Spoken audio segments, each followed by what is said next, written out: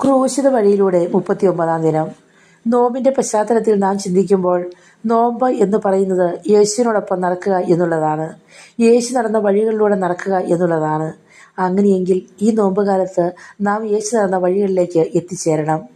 യേശു നടന്നത് ദരിദ്രരോടും പാപികളോടും രോഗികളോടും വേദന അനുഭവിക്കുന്നവരോടും അനാഥരോടും ഒക്കെ ഒപ്പമാണ്. അവിടുത്തെ സാന്നിധ്യം അവരോടൊപ്പം ഉണ്ടായിരുന്നു.